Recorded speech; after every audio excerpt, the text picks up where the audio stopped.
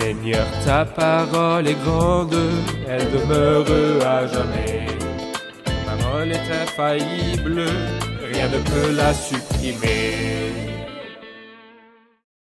Bienvenue, chers téléspectateurs, bienvenue à tous ceux qui nous regardent de partout, à un nouvel épisode de notre programme quotidien d'études Toute la Bible, dans lequel nous présenterons une étude complète de tous les livres de la Bible, de la Genèse à l'Apocalypse, tous les jours du lundi au vendredi. Nous étudions toujours l'évangile de Marc, qui est le deuxième livre du Nouveau Testament. Cet évangile présente Christ en tant que le serviteur travailleur parfait qui est venu accomplir la volonté de Dieu sur cette terre qui a été polluée par la rébellion de l'homme. Il a grandi devant lui comme une jeune plante, comme un rejeton qui sort d'une terre toute sèche. Dans sa personne unique et incomparable, la perfection a été incarnée. Nous sommes arrivés au chapitre 4, je vous encourage à préparer vos Bibles et à nous suivre dans cette étude. Si vous avez des questions que vous voudriez poser, envoyez-les nous, et si vous nous regardez pour la première fois et vous voulez voir des épisodes précédents, ils seront tous disponibles sur notre chaîne YouTube. Je voudrais au début de l'épisode accueillir mon invité qui nous honore au studio, le frère Youssef Riyad. Bienvenue, frère Youssef. Merci, frère Riyad. C'est un honneur. Que Dieu vous bénisse. Nous accueillons aussi nos invités, soyez les bienvenus. Frère Youssef, quel est le thème principal du chapitre 4 ? Le chapitre 4 de Saint Marc comprend 4 paraboles. Mais ce n'est pas le caractère général de l'évangile de Marc. L'évangile de Luc, par exemple, est connu pour ses nombreuses paraboles. L'évangile de Marc souligne le travail difficile du serviteur parfait, mais n'oublions pas que cet évangile-là nous parle du Christ en tant que prophète. Et c'est pourquoi, dans ce chapitre, le mot « écouter » est répété. De façon différente, il est répété 14 fois. Bien que ce chapitre soit court, mais rempli de ce mot « écoutez, écoutez », faites attention à la manière dont vous écoutez. Et finalement, à la fin du chapitre, nous lisons que Jésus a traversé la mer de Tibériade. Une grande tempête est survenue, et le Christ a calmé la tempête avec un seul mot, parce que c'est lui qui est Dieu incarné dans la chair. Vous nous avez parlé du fait que l'évangile de Matthieu parle de Christ en tant que prophète. Oui. Le mot est prophète. Oui. Comment voyons-nous Christ en tant que prophète ? Quel était son ministère en tant que prophète ? Eh bien, quand nous lisons le livre du Deutéronome, chapitre 18, au verset 15, Moïse a parlé au peuple en disant « Un prophète comme moi ». Donc, comme j'étais le médiateur d'une alliance, viendra un autre prophète et sera le médiateur d'une nouvelle et meilleure alliance. Le Seigneur votre Dieu fera surgir pour vous parmi vos frères, donc les fils d'Israël, un prophète comme moi. Vous l'écouterez dans tout ce qu'il vous dira. Celui qui n'écoutera pas ce prophète sera exterminé au milieu du peuple. Et c'est pourquoi le Christ répète ici 2 fois et 3 fois et jusqu'à 14 fois le mot « écoutez, écoutez », parce que c'est lui le prophète qui allait venir et qui est venu dans ce monde. Non seulement pour porter la parole de Dieu, mais il était lui-même la parole de Dieu incarnée. Donc les paroles dans Deutéronome 18 ne s'appliquent sur aucune autre personne que Christ. C'est vrai. Plusieurs voulaient appliquer ces paroles sur une personne qui n'est pas juive et qui est venue après Christ. Pourtant, ces paroles s'appliquent sur Christ exclusivement. C'est aussi ce que l'apôtre Pierre a confirmé dans Acte 3 et en plus, Étienne, dans Acte chapitre 7, confirme ce que vous avez dit. Merci. Je lirai quelques versets et je vous poserai ensuite une question. Jésus se mit de nouveau à enseigner au bord du lac. La foule se rassembla autour de lui, si nombreuse qu'il monta dans une barque où il s'assit sur le lac. Toute la foule était à terre sur le rivage.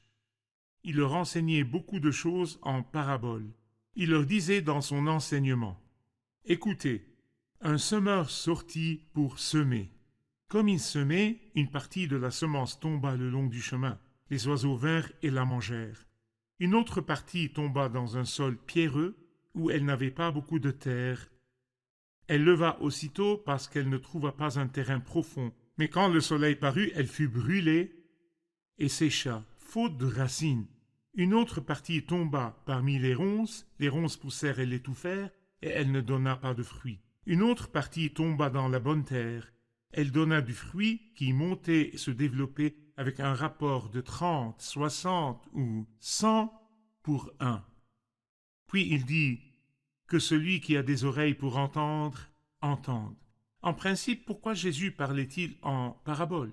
Pourquoi parlait-il au peuple avec des paraboles ? Eh bien, en fait, quand nous lisons à propos de la même histoire dans l'évangile de Matthieu, nous comprenons mieux. En fait, cette nation est tombée dans le péché qui ne peut pas être pardonné. Et comme ils ont commis ce péché qui est impardonnable, alors le Christ ne s'attendait plus à des fruits de cette nation. Et c'est pour cela qu'il commence avec ces paroles, un semeur est sorti Pour semer. pour commencer une nouvelle œuvre. Et c'est pourquoi, dans cette dispensation, dans ce système, le Christ parle en parabole pour deux raisons. La première raison est, tout d'abord, pour ceux qui ne veulent pas comprendre, qui ne comprendront rien, car les paroles sont en parabole. Et quand les disciples ont demandé au Christ pourquoi il parlait en parabole, il a dit pour qu'ils ne comprennent pas. C'est d'un côté. Pourtant, l'autre raison est que la personne sincère, la personne qui veut comprendre, Cherchez. pourra chercher et elle trouvera un grand trésor, parce que la parabole a très peu de mots, mais ses applications sont nombreuses. Ici, par exemple, nous avons une histoire très simple, mais cette histoire est pleine de symboles et de références. Et comme Jésus l'a dit, on donnera à celui qui a et il sera dans l'abondance. Mais à celui qui n'a pas, celui qui ne cherche pas, ne désire pas, de celui-là, il dit, on enlèvera même ce qu'il a. Et donc, au cas où l'un de nos téléspectateurs se demande pourquoi le Seigneur a parlé en parabole pour que le peuple ne comprenne pas, est-ce que nous pouvons considérer cela comme un jugement de Dieu contre cette C'est nation? sûr. C'est un Bien jugement. S'il vous plaît, frère Youssef, liez ce que vous avez dit aux paroles du verset 11 et 12. Il leur dit, « C'est à vous qu'il a été donné de connaître le mystère du royaume de Dieu, mais pour ceux qui sont à l'extérieur, tout est présenté en parabole, afin qu'en regardant, ils regardent et ne voient pas, et qu'en entendant, ils entendent et ne comprennent pas, de peur qu'ils ne se convertissent et que leurs péchés ne soient pardonnés. » De qui le Seigneur parle-t-il spécifiquement et pourquoi? Eh bien, de cette nation où les paroles de la dernière partie d'Ésaïe 6 ont été accomplies. Vous écoutez, mais vous ne comprenez pas. Et je dirais que le Seigneur a jugé cette nation-là à travers deux actions. La première était durant la vie du Christ sur la terre, alors que la seconde était après son ascension au ciel et la venue du Saint-Esprit. La première, c'est qu'il parlait en parabole. Les disciples lui ont demandé pourquoi il fait cela. Il répondit, c'est à vous qu'il a été donné de connaître le mystère du royaume de Dieu. Mais aux autres, il n'a pas été donné. C'était le premier jugement. Écoutez, mais vous ne comprendrez pas.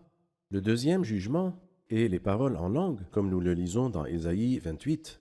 C'est par des hommes aux lèvres balbutiantes et par une langue étrangère que l'Éternel parlera à ce peuple, car ils n'ont pas voulu m'écouter. Donc le fait de parler en langue n'était pas une bénédiction, comme certains pourraient le penser, mais c'était un jugement contre la nation. Cette nation à laquelle Dieu parlait en langue hébreuse ne comprenait pas, donc le Seigneur a décidé de leur parler non en hébreu maintenant, mais en d'autres langues. Et ils ne comprendront pas non plus. Et c'est un type de jugement, et je dirais que lorsque l'homme se moque de la révélation de Dieu et la refuse, et fera face à la cécité en tant que jugement. Et c'est ce qui arrivera aux chrétiens nominaux après l'enlèvement de l'Église. Exactement. Plusieurs se demandent pourquoi les chrétiens nominaux n'auront aucune chance après l'enlèvement, ils sont attristés. Vous avez une chance aujourd'hui. Vous avez une opportunité aujourd'hui de venir et de prendre le salut. Mais Très venez. bien, très bien. Mais ils sont gênés parce qu'après l'enlèvement, il n'y aura plus de chance pour les chrétiens.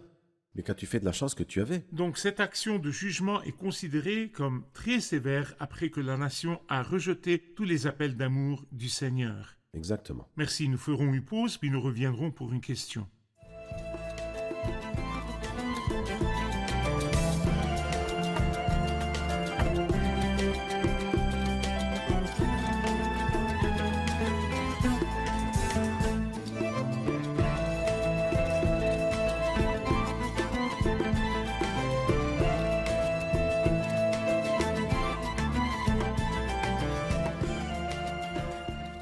Le verset 10 du chapitre 4 dit « Lorsqu'il fut seul avec eux, ceux qui l'entouraient avec les 12 l'interrogèrent sur cette parabole.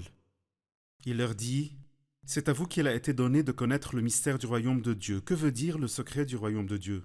À vous, frère Youssef. Le secret ou le mystère du royaume de Dieu, comme il a été appelé dans Matthieu 13, le secret du royaume des cieux, a trois aspects. Tout d'abord, que le roi n'est pas présent. Le roi est absent et il est au ciel.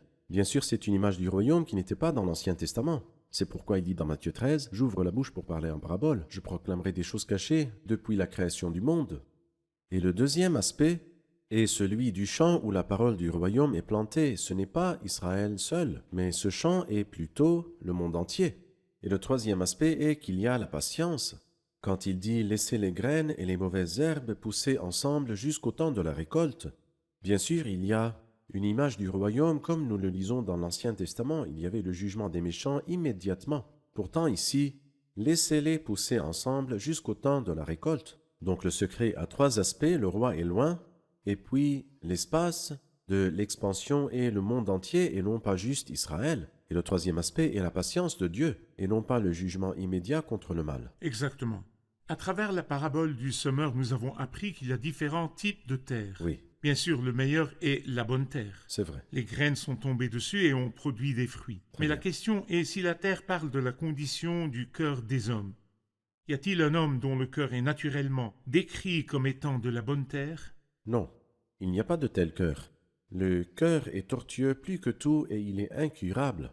Mais, par exemple, dans Jérémie chapitre 4, verset 3, il dit ces mots « Défrichez-vous un champ nouveau et ne semez pas parmi les ronces ». Et par cela, il veut dire qu'il travaille la terre avant de semer.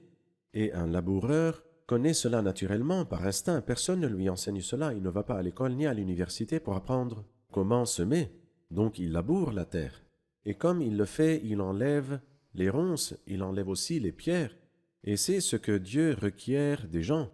Mon cœur est naturellement impur comme le cœur de tous les humains. Que ferais-je alors? Prie à Dieu. Prie comme David a prié quand il a dit « Crée en moi un cœur nouveau ». Et le mot « créer » veut dire que cela n'existait pas avant. Mon cœur est donc par nature impur, tout comme le cœur de tous les hommes. Mais notre Dieu, d'après les Actes des Apôtres, chapitre 15, a purifié Par la leur foi, leur cœur cœur. par la foi. Merci. La prochaine parabole commence au verset 21 jusqu'au verset 25. Il leur dit encore « Apporte-t-on la lampe pour la mettre sous un seau ou sous le lit? N'est-ce pas pour la mettre sur son support? Il n'y a en effet rien de caché qui ne doive être mis en lumière, rien de secret qui ne doive être mis au jour. Si quelqu'un a des oreilles pour entendre, qu'il entende. Qu'entend-il par ces paroles? » La lampe nous représente. La lampe, c'est vous et moi. C'est les croyants à qui le Christ a dit « Vous êtes la lumière du monde ». Ceux à qui l'apôtre Paul a dit dans Philippiens chapitre 2 verset 15 « C'est comme des flambeaux dans le monde que vous brillez ». Nous avons donc une grande responsabilité. Bien sûr, il y a la grâce, nous avons reçu le salut par la grâce, mais est-ce que nous sommes responsables ou non? Oui, donc quelle est notre responsabilité? De briller devant les infortunés. Donc lorsque notre lumière brillera, à ce moment-là, nous accomplissons la responsabilité que le Seigneur Jésus a mise sur nos épaules. C'est pour cela qu'il nous avertit de deux choses, à savoir le seau et le lit. Que représente-t-il? Oui, en fait, il nous montre, tout d'abord, que si vous mettez la lumière sous un seau, elle ne sera plus lumineuse. Ou si vous la mettez sous un lit, il n'y aura plus de lumière. Donc que représente-t-il? Le seau représente les transactions commerciales. Certaines personnes, à cause de leurs relations commerciales internationales, par exemple, n'illuminent pas. Nous pouvons trouver une image de cela, par exemple, en Lot. Un croyant, pourtant, quelle différence entre lui et notre père Abraham? Il était occupé par les moutons et sa fortune. Pauvre de lui, il a tout perdu. Quant à nous, ce n'est pas notre responsabilité de mettre la lumière sous le seau, ni sous le lit qui est une image de la paresse. Et nous pouvons voir l'image de ce lit dans Téra.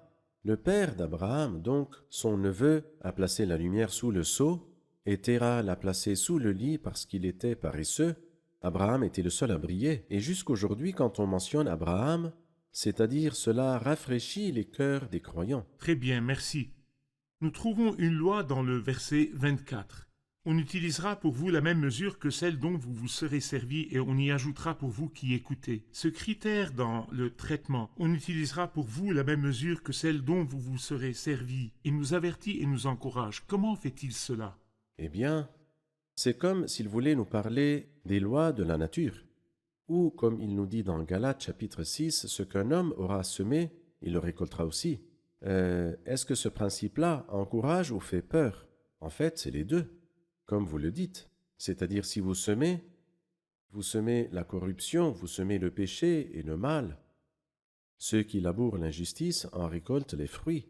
Et si vous semez de bonnes choses, celui qui sème pour l'esprit récoltera de l'esprit la vie éternelle. Le même principe s'applique là. C'est-à-dire, on utilisera pour vous la même mesure que celle dont vous vous serez servi. Par exemple, si je ne suis pas très honnête, donc j'utilise une petite mesure, alors quand les autres me donneront, ils me donneront la même petite mesure. Je recevrai d'après la mesure que j'utilise pour les autres, elle sera pour moi La aussi, mesure. et vice-versa. Exactement. Merci beaucoup. Les versets 26 à 29 parlent de la parabole de la semence qui pousse. Il dit encore, « Voici à quoi ressemble le royaume de Dieu. Il est semblable à un homme qui jette de la semence en terre, qu'il dorme ou qu'il reste éveillé, nuit et jour, la semence germe et pousse sans qu'il sache comment. En effet, d'elle-même la terre produit d'abord l'herbe, puis l'épi, enfin le grain, tout formé dans l'épi. Et dès que le fruit est mûr, on y met la faucille, car c'est le moment de la moisson. » Est-ce une simple parabole? De quoi cette parabole parle vraiment? Bien sûr, c'est une parabole qui nous enseigne beaucoup. Alors ici, l'homme qui sème la semence représente le Fils de l'homme, comme nous avons appris de la première parabole, de laquelle le Christ a dit « Ne comprenez-vous pas la parabole du semeur? Comment donc comprendrez-vous les autres paraboles ?» Ici, nous lisons à propos de notre semeur. Donc, qui est ce semeur? C'est le Christ. La parabole dit « Il jette de la semence en terre », c'est la première action, la première étape. Ensuite, la deuxième est que la semence pousse et grandit et il ne sait pas comment. Et la troisième est quand les graines sont mûres. Donc, il y a une semence, une croissance et il y a donné du fruit. Comme si la semence était arrivée dans le passé, alors que dans le présent, elle pousse et elle grandit, et dans le futur, dans l'avenir, elle mûrit. Et c'est très beau quand la parole nous dit qu'elle pousse sans qu'il sache comment. Ou comme l'apôtre Paul l'a dit, « J'ai planté, Apollos a arrosé, mais c'est Dieu lui-même qui a fait grandir. » Donc ni celui qui plante, ni celui qui arrose n'est important, mais c'est Dieu qui a fait grandir. Et il dit du semeur qu'il dorme ou qu'il reste éveillé, nuit et jour. Est-ce que le Christ dort? En fait, le Christ n'a pas dormi, mais il est mort. Exactement. Et la mort est l'image la plus dure du sommeil. Donc Jésus est mort, mais il est ressuscité d'entre les morts et le monde ne l'a pas vu. Pourtant, les croyants, les disciples l'ont vu. Et il a disparu du monde. Mais aujourd'hui, nous sommes si émerveillés par le fait que ce que le Christ a planté il y a 2000 ans existe toujours. Oui, mais comment? Il ne sait pas du tout comment. Personne ne sait comment parce que la terre d'elle-même produit et amène du fruit. La vie est dans la graine, la parole de Dieu est vivante et active. Et c'est pour cela que le travail que le Christ avait commencé, suivi par les premiers disciples, continue malgré la faiblesse des récipients, combien nous sommes faibles, vous et moi. Mais nous remercions Dieu parce que le fruit est présent. Et alors très très bientôt viendra la récolte. Et bénis soient ceux qui sont vraiment de bons fruits et malheur aux mauvaises herbes qui n'ont aucune valeur. Merci, frère Youssef. Nous ferons une pause, puis nous reviendrons pour une question.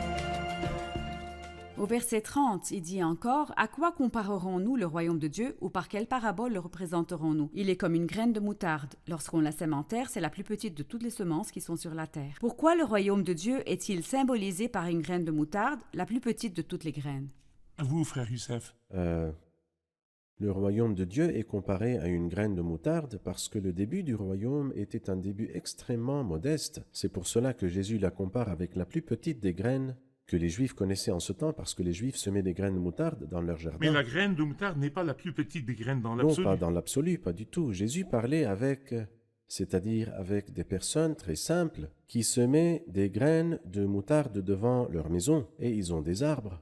Quand elles sont plantées, elles sont très petites, mais quand elles poussent et grandissent, leur croissance est remarquable. Parce que quand l'arbre grandit, sa hauteur peut atteindre 3 à 4 mètres très rapidement, à tel point qu'on dit qu'une personne qui sème une graine de moutarde dans son jardin est presque capable de voir comment l'arbre grandit rapidement. Et je pense que c'est ce qui est arrivé avec le royaume de Dieu, comme nous le lisons au début des Actes. Lorsque Pierre et Jean ont été arrêtés, le nombre a grimpé de 3000 personnes et devient 5000 personnes.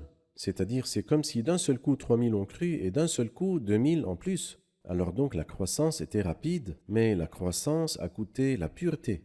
Car comme la parole le dit, elle grandit, et les oiseaux du ciel peuvent habiter sous son ombre. Certains ne comprennent pas le sens des oiseaux du ciel, et cela fait qu'ils interprètent chaque parabole comme ils veulent, et chaque livre comme ils veulent. Non, ce n'est pas bien du tout. La Bible tout entière n'est qu'une unité appelée la parole prophétique.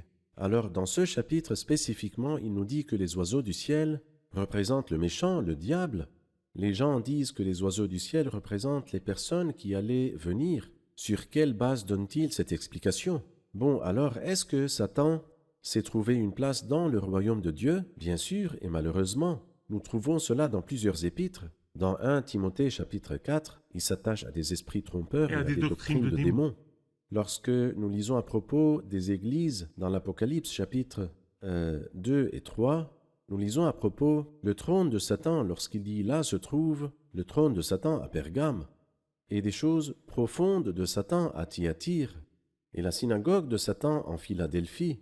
Alors malheureusement, Satan a fait beaucoup de choses dans l'Église. Et d'où est-ce que les faux enseignements qui sont devenus une partie de la chrétienté sont-ils venus? Viennent-ils de Dieu? Bien sûr que non, ils viennent du méchant. Les oiseaux du ciel. Les oiseaux du ciel, qui ont fait leur nid et trouvé une place et ont propagé des enseignements mauvais, des enseignements païens erronés. Nous devons être alertes, parce que pas tout ce qui est dans la chrétienté est approuvé par Dieu. Plusieurs déceptions et hérésies destructives sont entrées à l'intérieur de la chrétienté. Et donc nous demandons à tous nos téléspectateurs de ne pas juger la chrétienté en jugeant les actions et les comportements des chrétiens, ni de juger le rituel. Si vous voulez connaître la vraie chrétienté, ce n'est qu'à travers la Bible. Juste. Alors vous évitez les additions et les modifications faites par l'homme ou les esprits mauvais. Bien. Verset 34, il ne leur parlait pas sans parabole, mais en privé, il expliquait tout à ses disciples. En privé, celui qui venait au Seigneur en privé, a-t-il trouvé en lui un enseignant? C'est vrai. Le psaume 25 dit « L'Éternel confie ses secrets à ceux qui le craignent et leur fait connaître son alliance. » Comme on a dit, Jésus a enseigné en parabole comme une sorte de jugement sur ceux qui l'ont rejeté, mais pas à ses disciples qui voulaient apprendre et comprendre. Et aujourd'hui, quiconque désire apprendre et comprendre et qui vient au Christ humblement en lui demandant la connaissance aura des réponses. Le Christ ne se montrera-t-il pas à une personne pieuse? Bien sûr que si. Frère Youssef, la dernière partie du verset 35 au verset 41 parle de calmer la tempête. Oui. Je lirai ces versets. Ensuite, s'il vous plaît, dites-nous comment la divinité de Christ et sa nature humaine parfaite sont évidentes à travers ces versets. Oui. Ce jour-là, le soir venu, Jésus leur dit « Passons sur l'autre rive. » Après avoir envoyé la foule, ils l'emmenèrent dans la barque où il se trouvait. Il y avait aussi d'autres barques avec lui. Un vent violent s'éleva et les vagues se jetaient sur la barque au point qu'elle se remplissait déjà. Et lui, il dormait à l'arrière sur le coussin. Ils le réveillèrent et lui dirent « Maître, cela ne te fait rien que nous soyons en train de mourir ?» Il se réveilla, menaça le vent et dit à la mer « Silence, tais-toi !» Le vent tomba et il y eut un grand calme. Puis il leur dit « Pourquoi êtes-vous si craintifs? Comment se fait-il que vous n'ayez pas de foi ?» Ils furent saisis d'une grande frayeur et ils se disaient les uns aux autres « Qui est donc cet homme? Même le vent et la mer lui obéissent. » Qui est Christ dans ce miracle? Que diriez-vous de son humanité et de sa divinité? Le Christ en tant qu'homme a dormi. Et je pense que en tant que Dieu, comme nous le savons du psaume 121, qu'il ne somnole pas et ne dort pas. Le Christ a dormi parce qu'il est un homme, et ceci dans tout le sens du mot ou dans tout le sens du terme. Il est un homme qui a soif, qui a faim, qui souffre, a été circoncis le 8e jour, il est mort sur la croix, tout cela en tant qu'homme. Mais est-ce que le Christ est seulement un homme? L'erreur survient quand les gens pensent que quand nous disons homme, c'est-à-dire qu'il n'est pas Dieu, et quand nous disons Dieu, il n'est pas homme. Mais en fait, concernant le Christ, et c'est justement ce qui dépasse notre compréhension, il est écrit « Tous le reconnaissent et le mystère de la piété est grand, et on l'appellera merveilleux. » Alors, le Christ réunit les deux natures, la nature divine et la nature humaine. L'image que nous avons ici est l'une des plus merveilleuses et des plus évidentes à propos de cela, puisque quand il s'est réveillé et a menacé la mer en disant « Silence, tais-toi », il y a eu un grand calme, il y avait une grande tempête, qui est devenu un grand calme, et le résultat est qu'ils étaient remplis d'une Très grande grande peur. peur. Et bien sûr, ils se sont demandé qui est cet homme, à tel point que le vent et la mer lui obéissent. Y a-t-il quiconque qui a une telle autorité? Les pays les plus puissants, les pays les plus grands aujourd'hui dans le XXIe siècle ne peuvent pas se tenir fermes devant les tempêtes des pays comme le Japon et l'Amérique. Tous ces pays fuient comme des rats devant les tempêtes. Qui est capable de faire quoi que ce soit pour contrôler le vent Le ou la mer? Créateur. Dieu seul est capable, et c'est pour cela, qui est-il?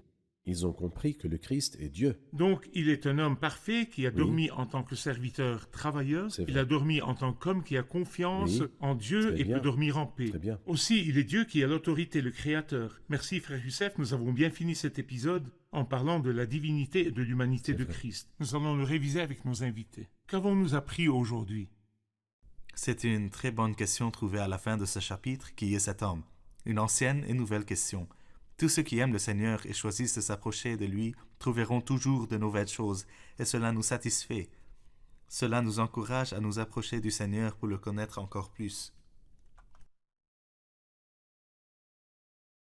Nous avons vu pourquoi le Seigneur parlait aux disciples en parabole. C'était un jugement contre cette nation, parce que qu'importe combien ils écoutaient ou voyaient, ils ne croyaient pas à cause de leur cœur endurci. Une autre raison pour cela est le fait qu'une personne dévouée cherche à savoir. La parabole ne comporte que quelques mots, mais elle a beaucoup d'applications. Dans le miracle où elle a calmé la tempête, nous avons vu Christ en tant qu'homme et Dieu en même temps. Sa nature humaine est devenue évidente quand il a dormi dans la barque. Sa divinité était claire quand il s'est réveillé et a menacé le vent et la mer, et ils se sont calmés. Merci, que Dieu vous bénisse. Merci, frère Youssef, que Dieu vous bénisse. Chers téléspectateurs, ce trajet était parfaitement sauf et l'arrivée était garantie. Pourquoi? Parce que le Seigneur qui a toute autorité a dit à ses disciples « Passons sur l'autre rive ». Il leur a dit avant de monter dans la barque ensuite, bien sûr, ils allaient passer sur l'autre rive. Pourquoi? Quels sont les éléments de sécurité qui ont garanti leur arrivée à l'autre rive? Il était lui-même avec eux, il était avec eux à travers sa parole. La parole du Seigneur et sa présence sont les éléments de sécurité dans ce trajet. L'arrivée à la destination était garantie, et entre la promesse d'arriver et le fait d'arriver, des tempêtes et des vents peuvent souffler, mais ils ne peuvent pas changer le but de Dieu, car le Seigneur est présent et sa parole demeure et est vivante. Confiez-vous en ses paroles et en sa puissance qui ne peut jamais changer. Nous nous reverrons dans le prochain épisode. Que le Seigneur soit avec vous.